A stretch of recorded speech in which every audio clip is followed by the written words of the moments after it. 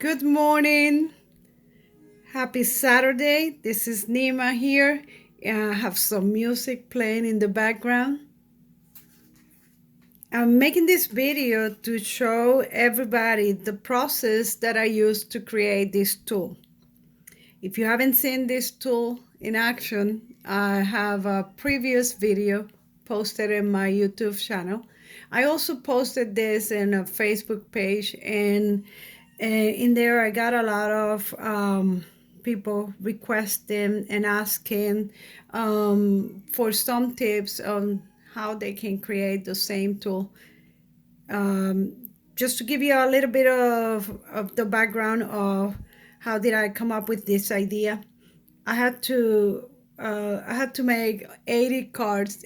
There were invitations, simple invitations. It was 80 cards, one layer only, but then there was a little bit of space around that layer, and I wanted to make sure that all the cards, they will have the same spacing. And I come up with this idea. Initially, the idea was really simple, and I started with something just like this, where I made the frame out of the cardstock, and then I put some washi tape around, and this was the mechanic of this.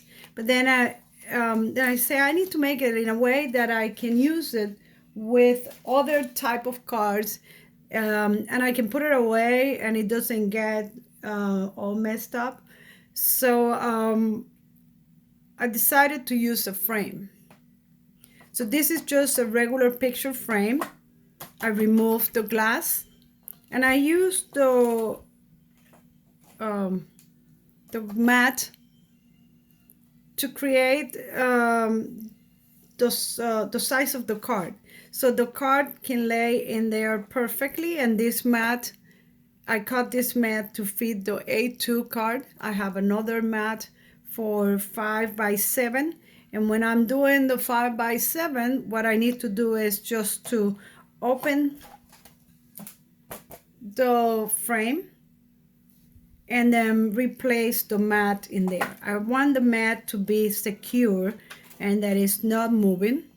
The other option is that you can have another frame for 5 by 7s if you do a lot of 5 by 7s. I'm normally doing the A2, so I keep it like this, and then I have that extra frame for whenever I'm doing 5 by 7. So in that time when I was doing those 80 cards, I use only one stencil, and these templates, you can call them templates, were cut on the same size of my my insert. Actually, it's like slightly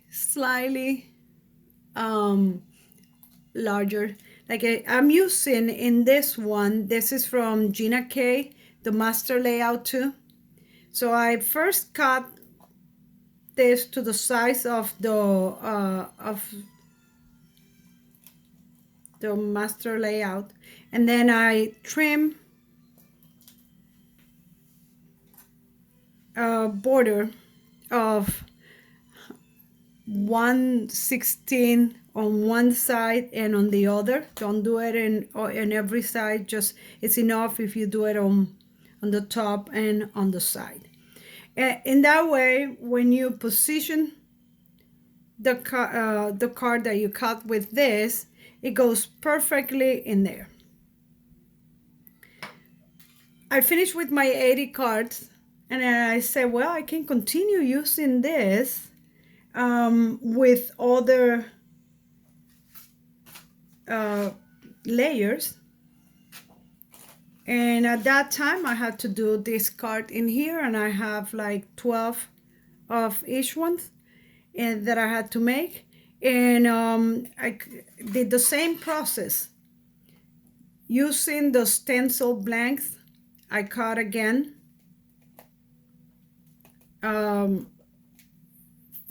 just the size that I was gonna use this layer, and I trim just a little bit on the top and on the side, just enough to fit the layer perfectly through it.